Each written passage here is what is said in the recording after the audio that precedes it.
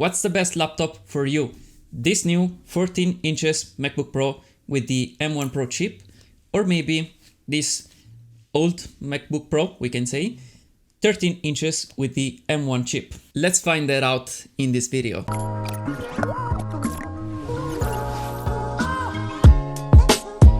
Hey, what's up?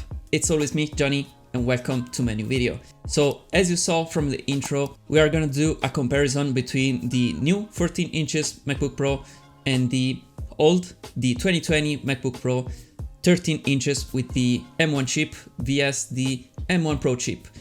They are both the base model, so what you could get for the starting price with the 13 inches model and what you can get with the starting price of the 14 inches model, the new MacBook Pro. But before going into the specification and all the benchmark and tests, let's talk about the price of the two, that I think it's one of the most important thing to look at if you want to buy one of these, of course. So I live in Europe, so here the prices are in euro, of course, and they are a little bit higher if you compare to the US market, of course, because of the import taxes and all of that stuff. So if we talk about this MacBook Pro right here, this is the 13 inches of 2020, the M1 version. So this is the base model, as I said before. And the starting price of this one, it's around 1500 euros. That seems a lot right now, especially if you compare to the starting price of this new MacBook Pro. This is the 14 inches. Same thing, so base model right here. And in US, you can find this at $2,000. But here in Europe, you can find it at 2300 euros. So that's a price difference of 600 euros. That seems a lot actually. But if you go on the website and you search for the 13 inches model, you will see that the base model of this laptop has only 8 gigabytes of RAM and 256 gigabytes of storage. If we just bump up these two specs to the same one that we have on the new 14 inches MacBook Pro, so 16 gigabytes of RAM and of course 512 gigabytes of storage, you can see that the price is almost 2000 euros. So that's a difference of 300 euros for the new Mac. And of course you will say, yes, it's still a 300 euros difference, and that's reasonable, but you have to consider a lot of difference that you have on the new MacBook. So I talked about these differences in the previous video, so if you want to see that, just check it out, the last video right here. And shortly, we can say that the new MacBook Pro has some better speakers, has a much better display because it's a lot better, and it does have also promotion. Then you have a little bit more of screen estate. It is not a lot, but it's a little bit more. We have a new design, of course, and obviously we have a lot of new ports. That makes the new MacBook Pro a real MacBook Pro. And we didn't mention also the performance gap between the two. Anyway, let's move to the desk. So we are gonna see some benchmark, some tests, and we are gonna see physically some differences between the two, like side by side. So here we are on my desk and we have the two laptops side by side, and let's close them out to see the external differences. So as you can see, they are very similar. They have like a slightly different design. And if I have to be honest, I like a little bit more this design right here because it's a little bit more sleek and more slim, of course. But to have more power, we need like a beefier design like this new MacBook Pro. Then of course, talking about the build quality of these two laptops, they are pretty much similar.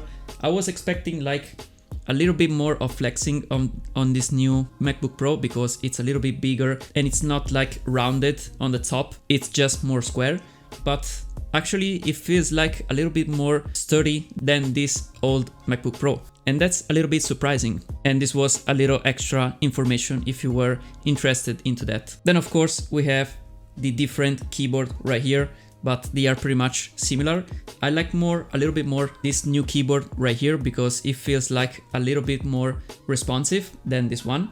I mean, they are both great keyboards, but this one, it's a little bit better in my opinion. This is totally subjective. They are both very good keyboards. And of course, we lose right here the touch bar that we have on the 2020 MacBook Pro with the M1 chip. Then unlocking the device, we have on both the fingerprint reader that's working very good, of course, and the trackpad right here it's pretty much the same one. Then looking at the size differences, I mean, they are pretty much the same. And as I said before, 1 inch is not that much, but with the new screen and the new design, it seems like a lot bigger. It is, of course, a lot better. Anyway, we have here some standard tests. So we are gonna run some synthetic benchmark and we are gonna see some differences between these two devices. And as you can see right here, it says Apple M1 Pro with 16 gigabytes of RAM, and here it says Apple M1 with 8 gigabytes of RAM. And of course, it's selected already Apple Silicon, and we can run the first benchmark. So this is Geekbench. We are gonna test the CPU now, then we are gonna test also the GPU. And then at the end of all these tests, we're gonna see some battery life performance. So I couldn't charge this laptop to 100%, but it is at 97%. This one, it is 100%. So just remember, this was 97% and this was 100%. So just 3% difference between these two laptops.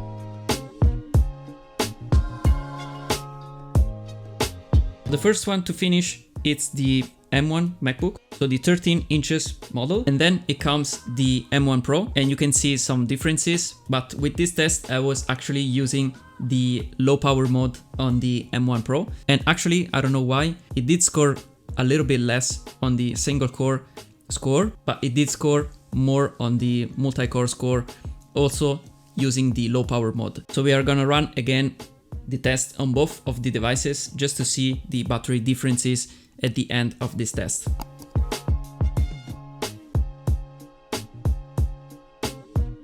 So again, it did finish first the 13 inches model, I don't know why, and it did score more on the single core, and the difference on the multi-core score, it is not that much because they have pretty much the same CPU cores, both of these devices. Then we are gonna run the GPU test with the Metal API from Apple, just to see the differences between these two devices, because this has 14 GPU cores and this one still has 8 GPU cores. So of course, the new MacBook Pro, it did finish before the 13 inches model because it just has more cores on the GPU. So we have double the score on the new 14 inches MacBook, and that's reasonable because we have a lot more cores on the GPU. And here we have a reasonable score for just 8 cores on GPU. Then here we have Cinebench, and this is an heavier task for both of this laptop, but we are gonna run a multi-core test. So I just hit start on both of these devices, and you can see already who is the fastest between the two. And by the way, still we have no fans on both of these devices still, so they are running completely silently.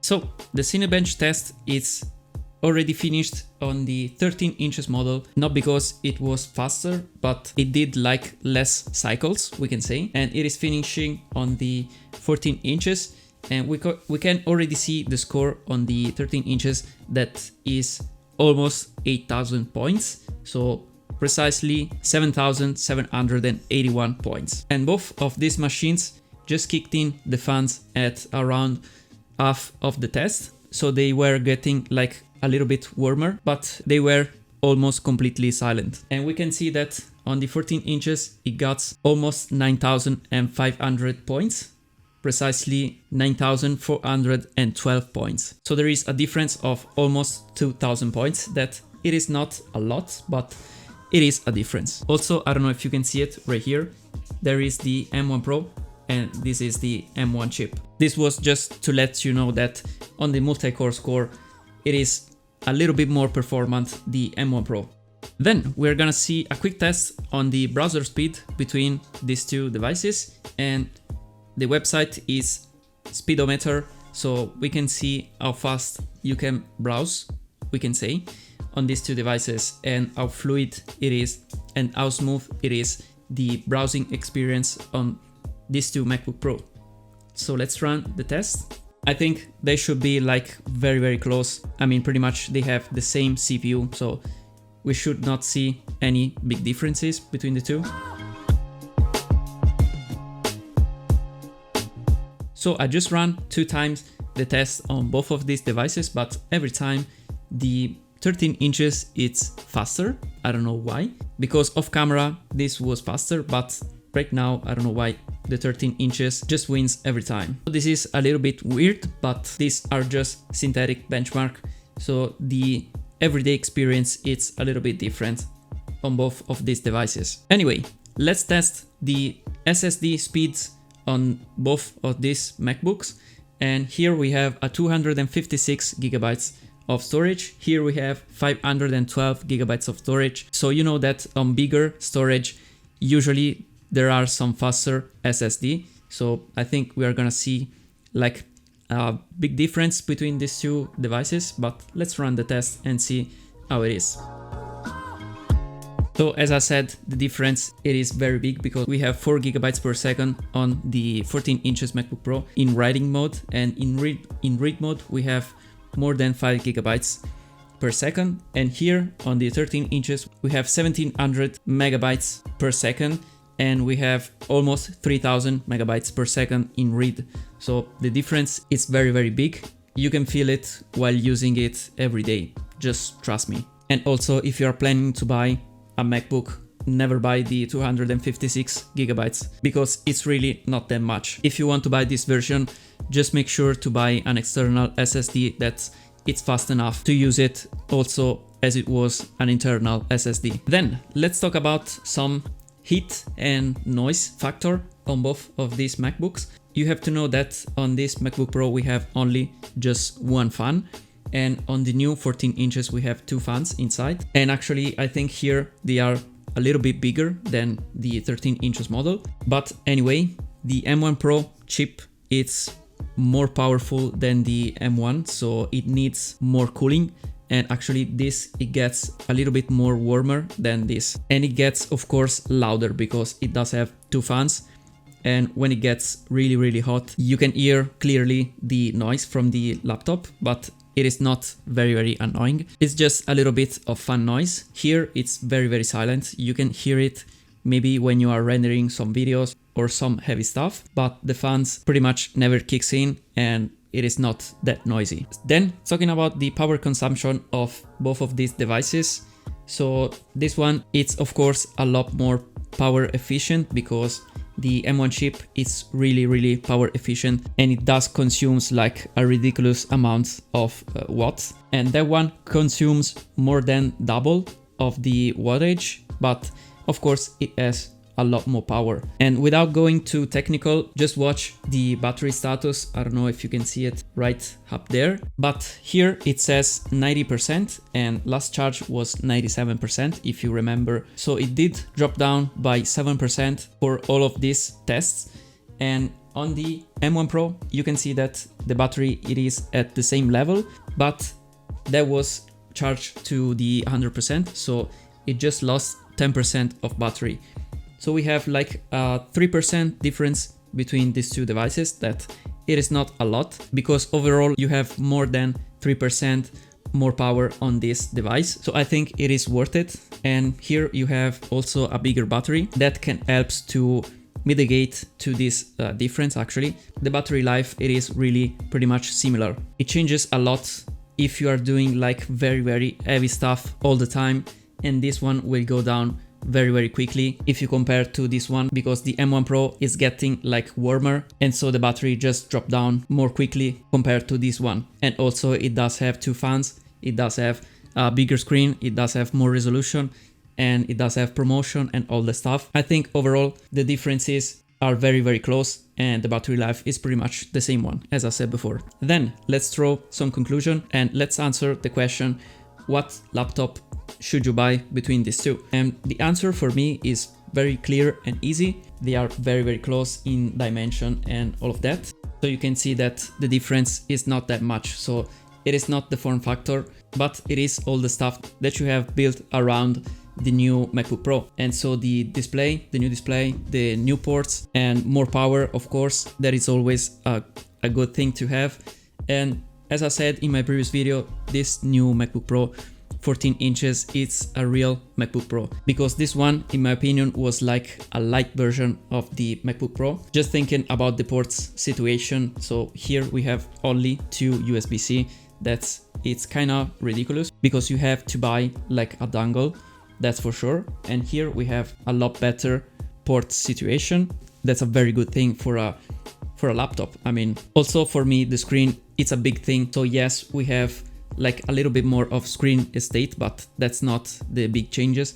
The big change, it is the promotion that I am so used to high refresh rate screen that I cannot use any other display that it is not a high refresh rate display. So if you have to buy a MacBook Pro, you should go for the newer version, so the 14 inches at least, if you don't want to buy the 16 inches version and spend a lot more. Then if you want to buy an M1 chip device, I think you should go with the MacBook Air because it's a lot cheaper and you can find a lot of deals that are so convenient. Anyway, on this video, you have seen only some benchmark and some synthetic tests between these two devices, but in my next video, I will do some video editing comparison because I mostly edit videos on these two devices. And also, if you are interested, I can just add to the equation my personal PC, so it is a desktop. There is also a video comparison on my channel between this M1 chip right here versus my desktop actually, but